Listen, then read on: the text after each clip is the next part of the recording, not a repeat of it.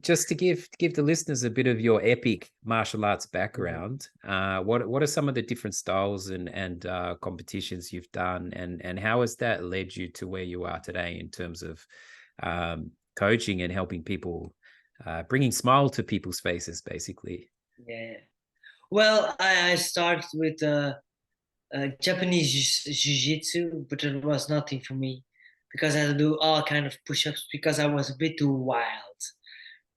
Because it was like touching when you were sparring. You had to touch it. It had to be soft. It was not for me, and so I stopped. And then when I was 14, I walked into a gym, in a Muay Thai gym. I saw a beautiful, beautiful lady, the sister of the trainer, kick a guy in the liver. Went double. He was like, I don't know, an 80-kilo guy. And she was like this little beautiful lady. And she just kicked him down. And I was like, okay. So I fell in love. I bought secondhand gloves and I never stopped. And until I was 18, there was not a week that I didn't train, not a single week. And so after like half a year, I started fighting, kickboxing and Muay Thai. And very soon I became Belgian champion in the youth, and then Benelux, from Belgium, Holland, and Luxembourg. Then went up the ranks, and yeah, started amassing a bunch of Belgian titles, the European title, and then I had a world championship, and then they stole me. I was very angry because I played with this guy, but in the moment, but back in the day, that juries was still a bit, it was a bit fishy, and so I asked all of them, like, "Did you give me a lose?" He said, "No, none of them said that they gave me a lose." It was very weird. And Mm. then finally, I asked like the head of the federation. He says like, "Yeah, you're just too young." I'm like, "What?" But then and so I went up the ranks. Then I went fought in Thailand, in Japan, everywhere.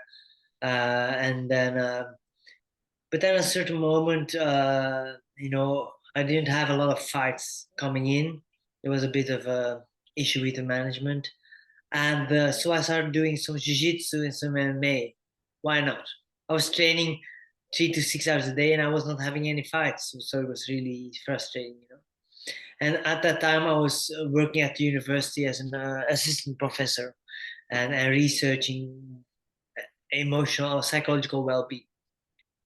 And there was like 4 or 5 guys that did jiu-jitsu, nerdy jiu-jitsu guys, And so I joined them, and then I started doing MMA, and then I had my first fight in Germany, and then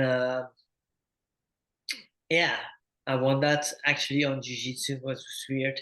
And then I went to Japan and knocked a legend out.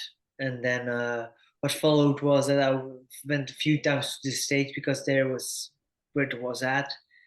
But then I found a job in upstate New York in the gym where John Jones is actually originally from. It was Team Bomb Squad. So I was going to be the head coach, and then I was going to do the Ultimate Fighter. And a year before, I trained with Ronda Rousey. It was the season where she was the captain. So it was all very nice, beautifully aligned. But then I had a medical check in Belgium, and then I found out that I ruptured both of my retinas. Mm. It's crazy. And and I saw it was like this weird expression on the professor's on the doctor's face, and I'm like, you can publish with this, can't you? So he could publish because he had never heard of a double retinal A detachment. double, Mostly it's right? one side. Yeah. And so what followed was like 7 surgeries and me having to hang up my gloves. But to be honest, I think my eyes saved my brain. Yeah, I took too much punishment. And so my career got a bit of a downturn after a heavy KO, and I started training a week afterwards immediately. It was like back in the day, it was not so much known.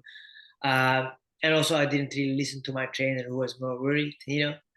Uh, and so I learned a very, very, very painful lesson. It's something that I gave up the love of my life. I gave up my academic career. I gave everything up for this, for my passion, for my love for fighting.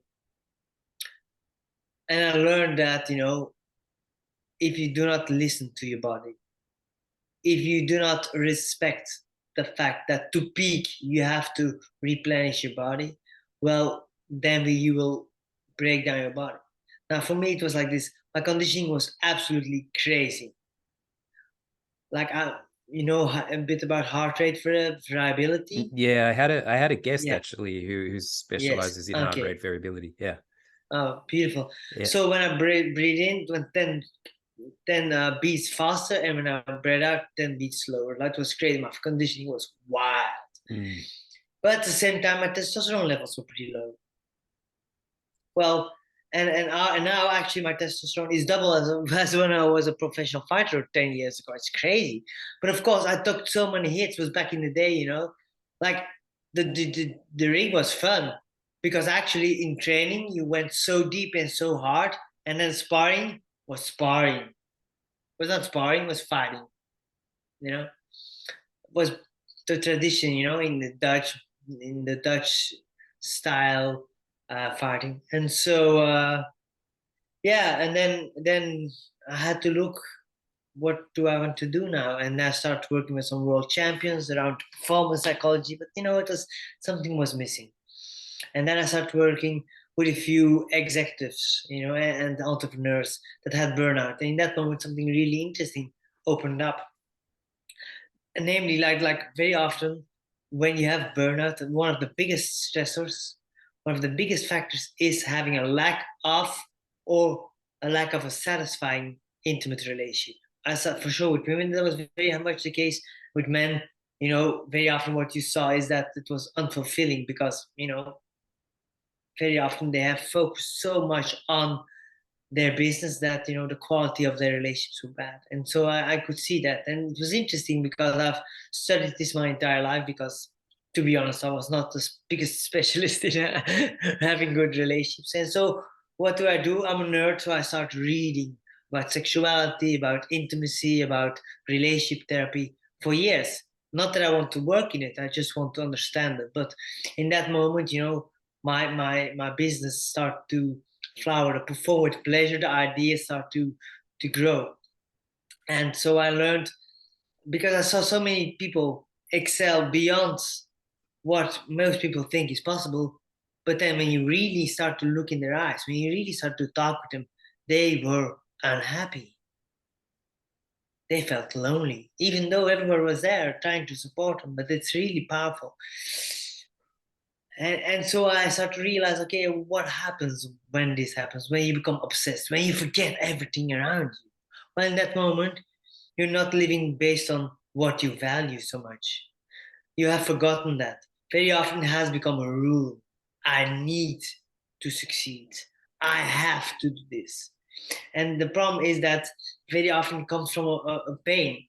You see it. Most of the very, very successful people, they have very hard upbringing or event in their life, because there's a hole in their self-esteem, in the pain. And what you try to do is you try to cover that with your ego. And what is that actually? It's you try to cover the fact of that pain with achievements. But it's like a black hole, because every time you put an achievement on top, it absorbs it and becomes bigger. So it's interesting. You see, it's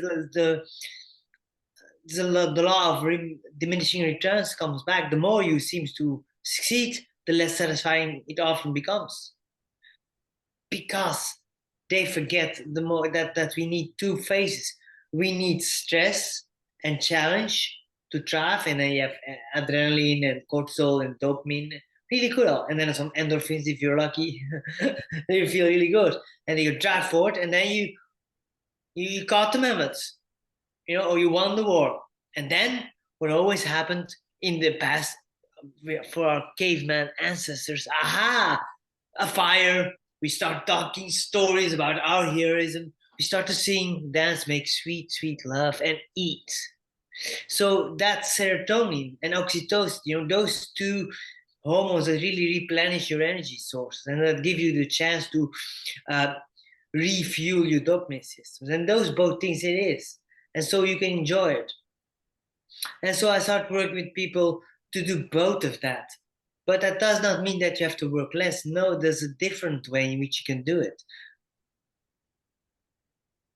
Yeah, harmony and balance, you know, like the sacrifice of one thing to that's compensated by another. It's interesting you talk about the relationship aspect, because yeah, I've just learned myself, having a very grounded family relationship has benefited me so much in terms of uh you know, and I see it with a lot of successful people. They have a healthy relationship, and like you, by the sound of it, it took me a lot of um tricky relationships to get there, but in recent years I've really realized the value, well, the healthy balance in terms of having the, you know, the grounding of a healthy intimate relationship. And just on the fighting thing, like I never stepped into the ring. I trained and stuff. For you, how different was it actually? Because I really admire anybody who has gone in the ring and is standing in front of that very real threat. In your case, that this very one of a kind injury. You know, these are the real threats when you actually. I mean, it can happen in training too, right? But the Yeah. kind of visceral nature of being in the ring. What was your preparation like, or were you so prepared and training so hard that like you say, the sparring was fighting? Was it just quite a normal step to go in the ring, or was it a completely different experience? It's completely different, but I love it. I miss it every day. Is the feeling that you get the moment just when you hear your name, you feel the bases in your belly, you hear the people scream your name. Oh, say boo! I love that the most. You know that you're on foreign territory, and then you get it. Oh man, it's the best feeling in the world. And even when you lose, like it was really destructive in the first few times. The few times that I lost, really painful. But at the same time, at the end, it was like it's part of it, because if you do not have, uh, if there's the chance to lose is very small, it's meaningless. And so you can see that in the rest of the life too. Like stress and chance is what's about.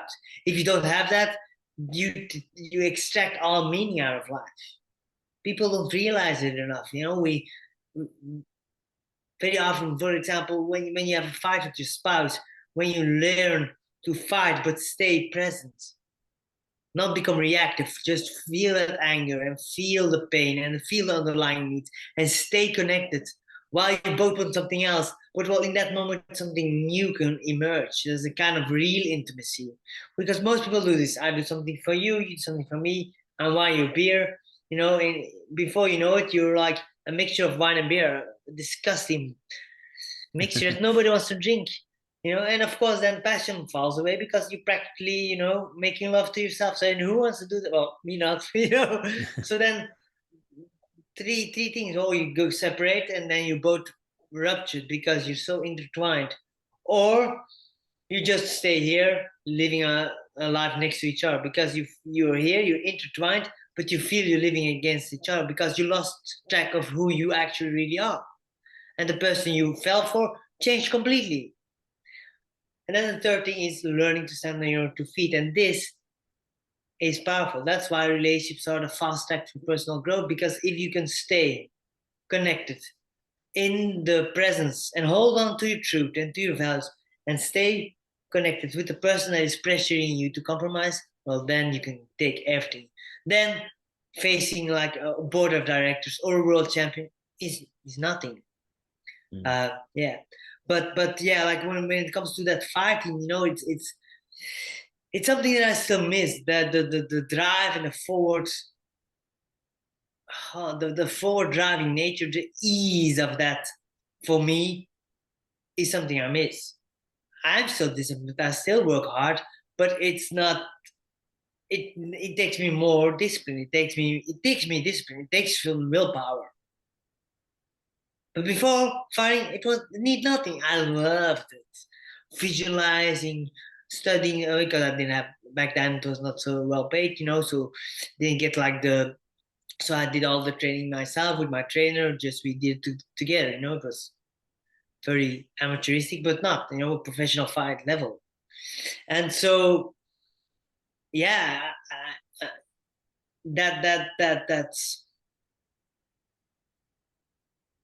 came so natural to me. You know, the first times I went to train, I got beat up. I was like literally 45 kilos. I was like midget, you know. And then they hit me, and they were 80 kilos, so they don't need to hit me hard. But you know, but I loved it. I just loved it.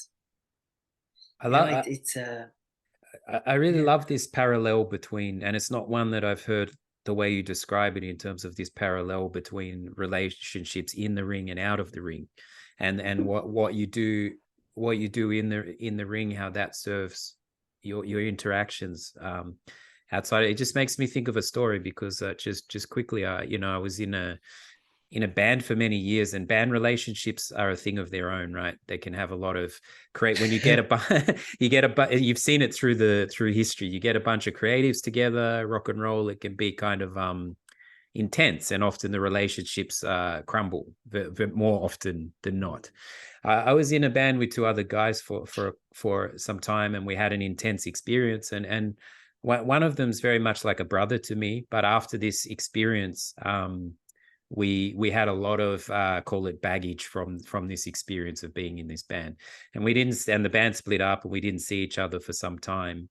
And he was studying Wing Chun, and I was studying ninjutsu, and we met after some time, and we had all these issues that we hadn't really addressed with the band splitting up suddenly and all that. But we'd both been training, and rather than like sit there and talk about it and go over it and like get angry or whatever about this stuff, we said to each other, let's go to the park and spar. And because we had a very trusting relationship as kind of brothers, because it was a safe way to do it. And we went at it for an hour, you know, and he was like, at first I was struggling to deal with him, and then in the middle I kind of started to deal with him better, and it was kind of, there wasn't a winner or loser or anything. It was just, as you would know, ebbs and flows and so on. But my point is, it was very healing. It was a very healing experience for us to, rather than sit there and intellectualize everything, to just roll around in the park. And by the end of it, it felt like we had just let go of some of that baggage. And this is what I mean with what you're saying. Like, you know, I think sometimes you could sit in relationship therapy and intellectual. It's important too, I guess, to have an objective look at things.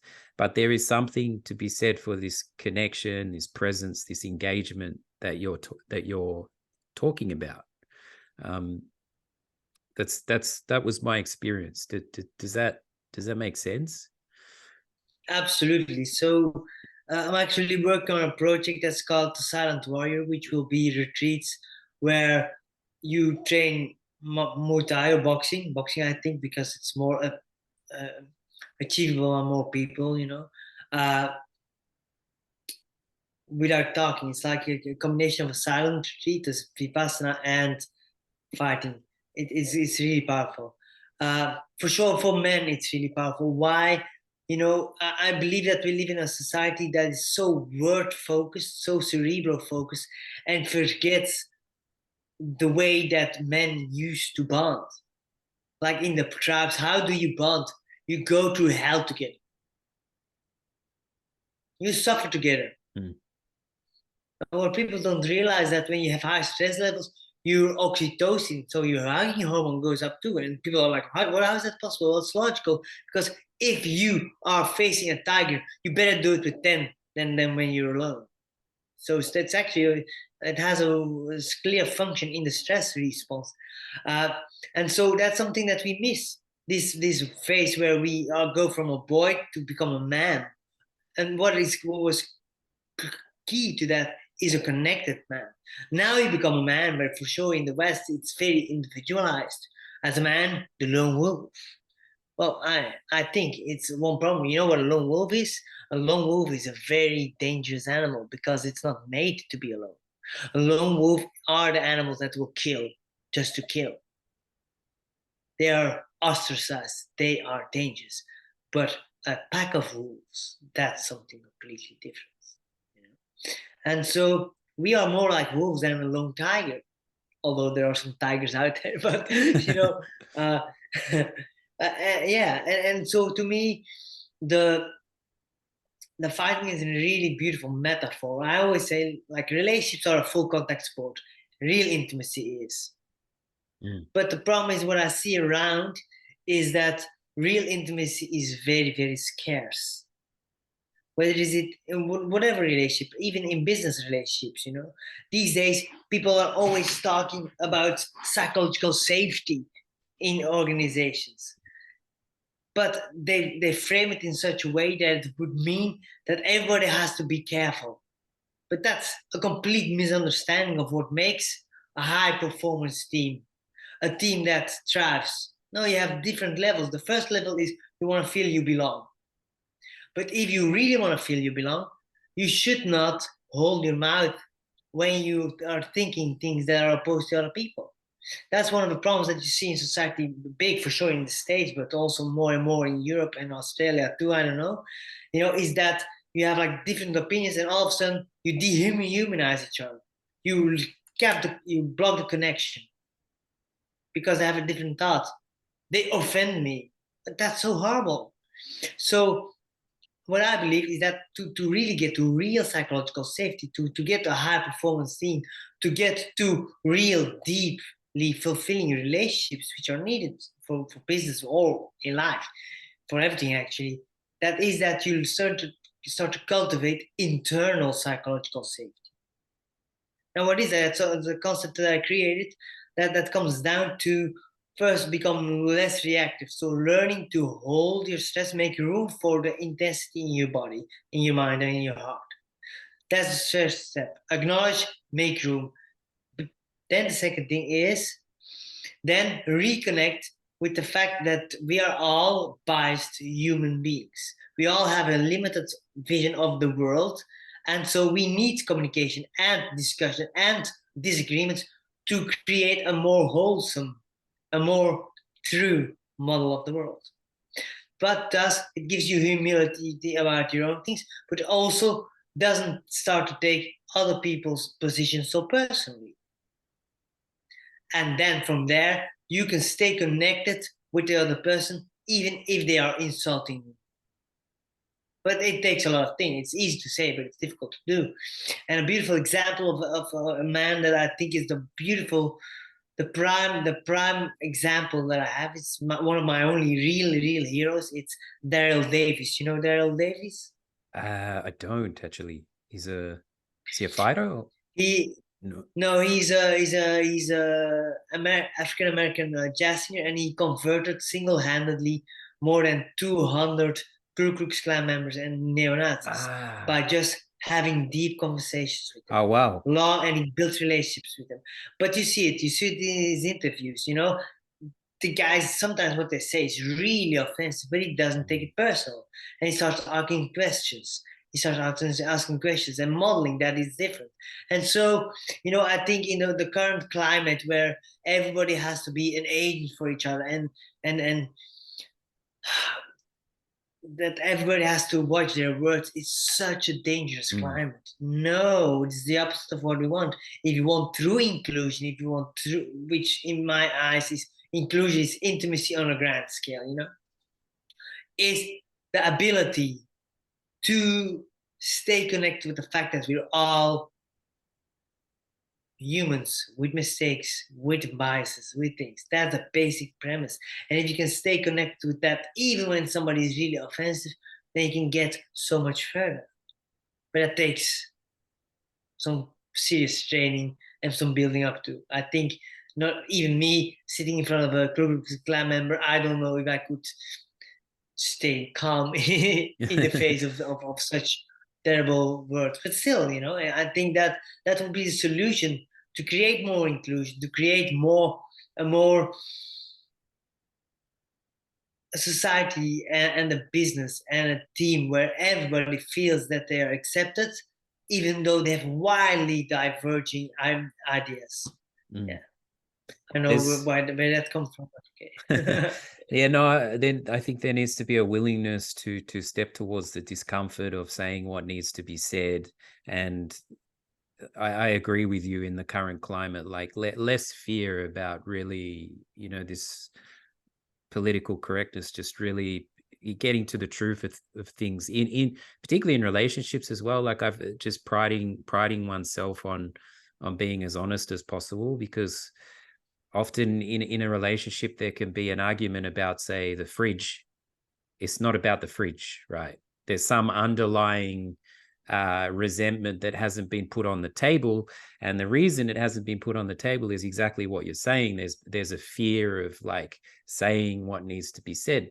But actually, when we say these things, when we say the unspoken stuff, I've personally only found that people have often embraced that, because other people have maybe been too scared to voice it. I've been scared. I've been in a lot of corporate meetings in the past where people just remain silent because they just fear their position, they fear ruffling feathers. But as you say, that's where the real bonding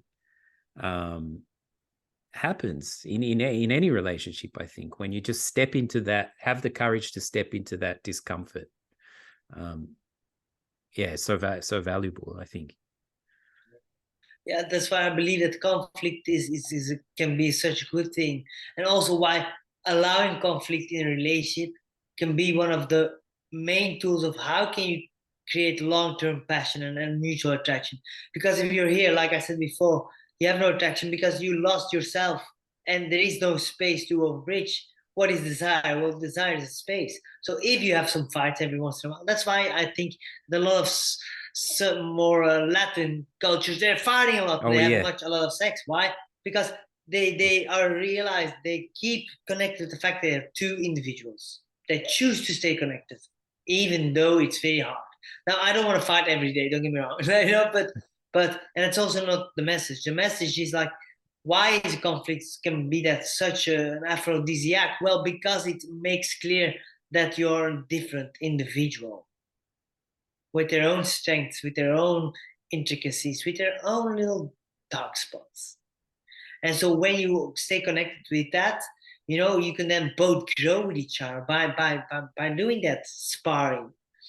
They're like, a conflict shouldn't be a fight. A conflict should become sparring, where we both know, okay, we have like this image, this is our worldview, this is our view of the relationship, this is our view of our business, this is our view of what we want to do. Like, but I know, when I'm really honest and when I really think about it, I know it's different from yours. Maybe it's slightly different, but let's do that. And if you have the same image, then it would be really, really smart to involve somebody that comes from a completely different background, from a completely different thing, different ancestry, from a different part of the world, different race, different ways of thinking, different education. Like, when you put that together, then you have a much bigger chance to create much more possibilities. But to do that, you have to be able to don't take disagreement personal. Yeah. Conflicts can be really uncomfortable for a lot of people. I know I've struggled with, I've learned the value of healthy conflict, but it's taken me a long time. I used to be very trying to avoid conflict. What do you recommend? I mean, you've said it already about the presence and the being, trying not to be reactive, stay engaged. I really love this idea of this personal stress protection system. Yeah. This is what you'd recommend to maybe somebody who is really uncomfortable in conflict? Well, yeah, and don't go ride a killer wave or tsunami where you can't even swim. Like, if you're uncomfortable with disagreements, then if do something very small. If somebody asks you, like the like the salt, how you call it, The the salt salt shaker. shaker. Yeah, the salt Yeah, the shaker. salt shaker. But Say no. So reject the flip his salt mouth. shaker. But little things. It's like you start to build up. So you think about it. You make like this. It's like the bullseye. In the middle of the bullseye is an action that you would never think would be possible. You know, for example, calling out your boss, saying that that is absolutely mismanaging the team. To the first thing is, for example, if your lady is sleeping, is wanting to hug, but you're too warm, or the other way around, your lady wants to be alone and you want to connect, to just go through. Like there are very things. You have several levels. Sometimes, for some people, it just means that you dare to look somebody in the eyes. So for everybody it's different, the difficulties, and it doesn't have a logical order. It has to be logical for you. So you make these things 10, 20, 30 steps, and slowly you take that protocol where you indeed make room for those sensations, those feelings. You acknowledge them and you let them go, and then you focus. Okay, we have here this connection. This is a human being, just like me. We're both biased. We both have limit. You don't. You can go through it like that, but it can go much faster because brain. You just know those things. This is a human, just like me. Yeah, take small steps, small bite-sized pieces. Don't take on the tidal wave, as you Or said. you do. So there's two things. This is what they call a progressive desensitization. It's a classical technique uh, from psychology, but the other one is called flooding. And depending on your personality, that's more my thing. Small steps is not good for me. I get bored. Same, actually. That's why I was fired. And so then you can choose to do the flooding. It's like if you're afraid of spiders, they put you in a bed packed with spiders. Now, Jump for into the most fire. people, this would be really traumatic. Well, again, like it's not for everybody. It's only a few types of people. They're like it's the people that go to war. It's the people that step into the ring that need that to feel alive. But otherwise, you get really traumatized. It's not smart for everybody. So you have to be really careful if you want to choose something such a thing. And also, you didn't develop the skills yet, so you have to be smart. You know, you don't like even when you want to flood. You're not gonna if you're afraid of boxing, you're not gonna start fighting Mike Tyson. In your first fight. That's just make stupid. But I really believe that if you practice yourself everywhere, expressing your truth, there will be disagreements. If somebody delivered you food that was bad, then just talk with them, but in a normal way, non-reactive, non-attacking, just stating the facts and what you would like them to do. It's but it's an art form. Like theoretically everybody can do it, but in Yeah, practice. yeah, and I loved in martial arts how like being open could actually have the reverse effect of defueling or calming things down. When someone's very like strong and grounded in their own presence. There was an incident here in the supermarket where a guy was kind of testing the customers, trying to get like a reaction from the first person and then from the person behind the cash, and then I was next in line. And as soon as he came to me to try and get like a rise out of me, I just took a step towards him in a very comfortable way. I just stepped towards, and I was basically saying, I'm comfortable in this, what you're doing is not, and that actually shocked him because it wasn't the normal response. People would retreat. But me just taking a step forward in like a grounded and kind of open way was enough to send him send him off. It's amazing how like an openness and a humility, like you say, can actually keep a conflict, regardless of how intense the difference, it can keep it like keep it what's the word, level or hell or kind of. Yeah. Well, it's like when we fight, it's often the same fights. It's a system, and we play the same roles. And there's only one person in the dynamic in the system of a family or a business or a band that needs to change. Very often is you have like pressure between two people, and then you get like an over correction by two people of three people that get more connection, and the other one will feel left out and attacks the other one, and so you get that this negative loop that gets further and further. How to break? Well, yeah, the ones that are over involved, they have to take a step back, difficult, and then the other one that's normally left out, they have to get more connection. That's the baseline. But then, of course, like in practice, something is difficult. You see it very often.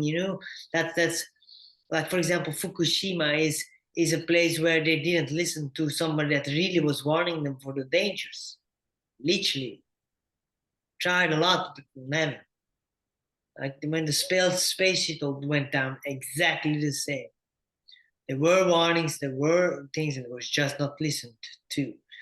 Uh, and then they also stop hard. So even though don't listen, like, and don't drive forward, yeah, then shit will happen, you know. But it's quite easy and logical to not do it, because then you have humility. You think, oh, perhaps I was wrong because my boss didn't like it. And so you want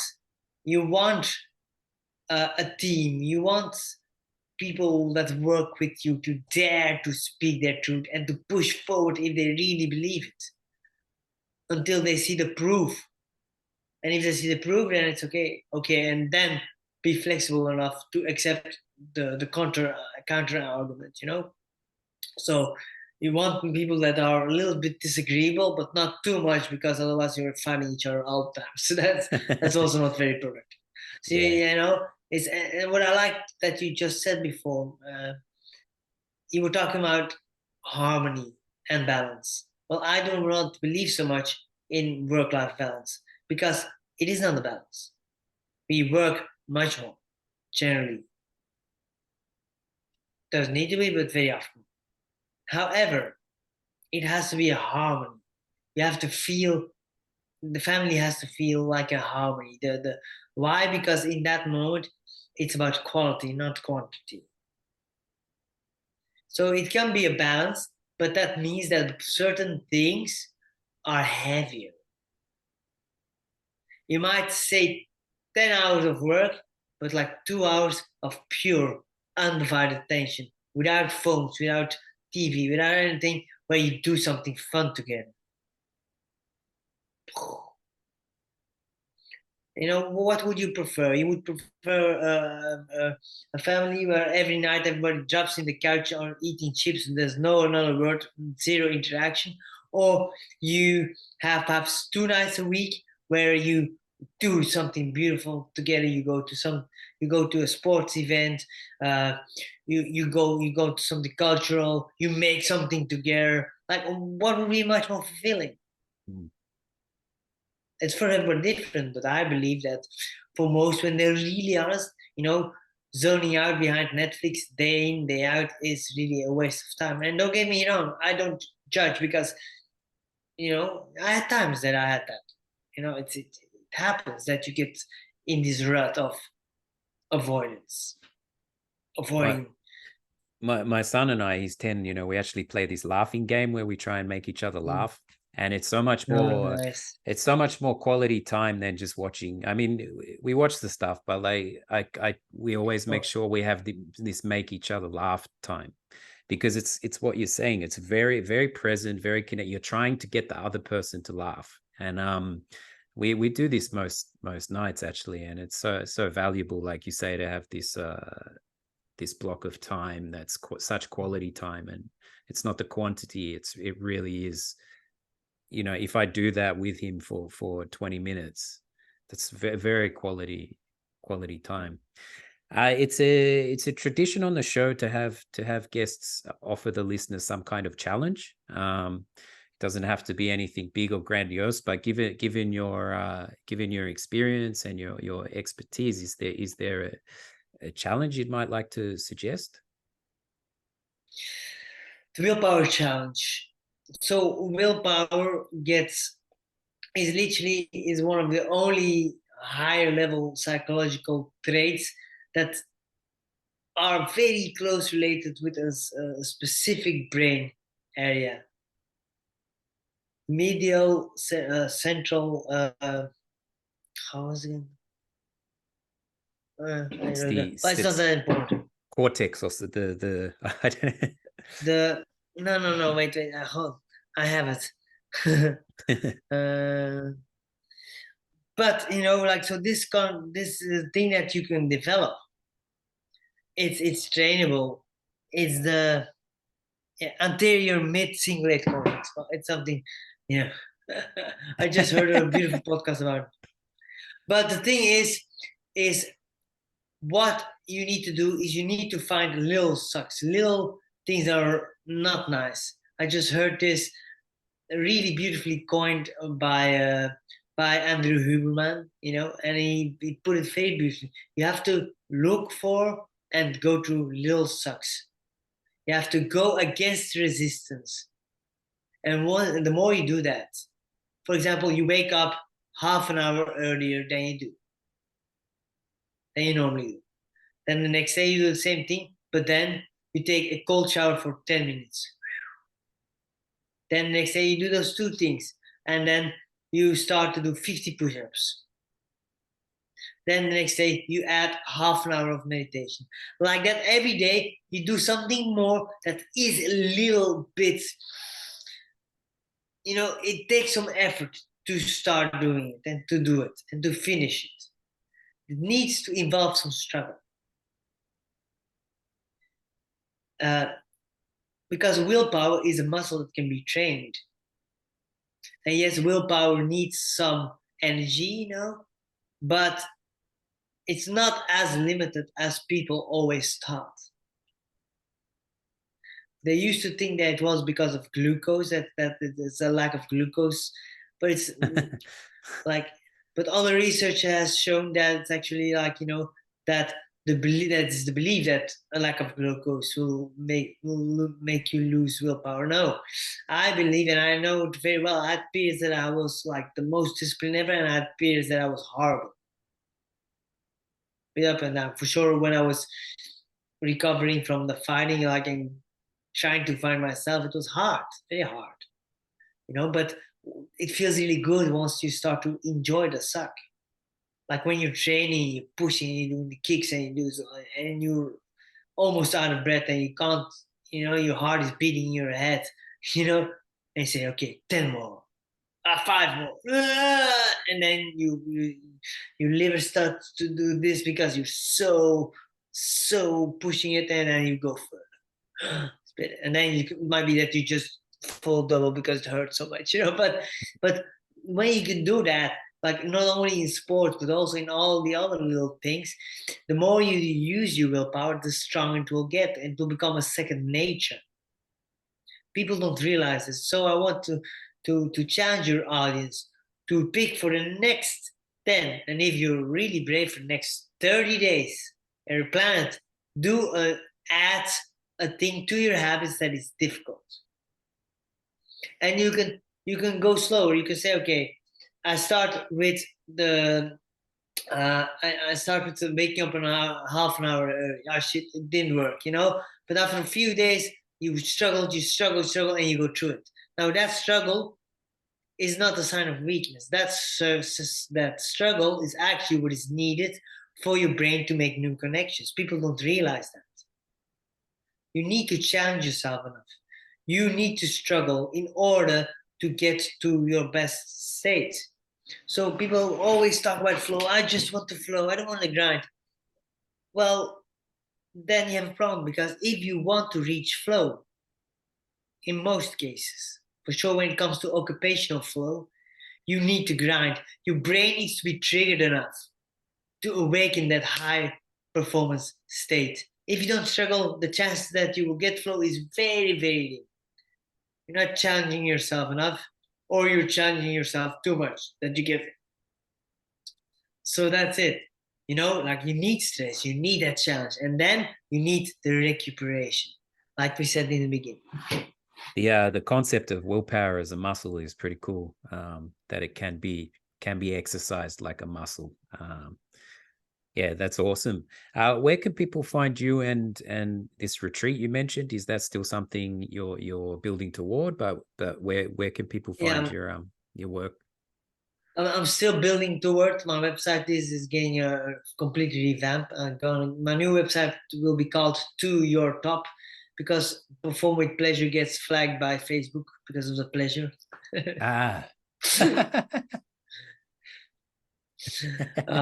Those Americans. It's also, I have to be honest, the name also is a bit with a wink, you know, like I talk about that too quite often, but that's a different thing. But you can also contact me through Instagram, Nico _Verresen. And my website at the moment is Nico Verresen nicoverresen.org.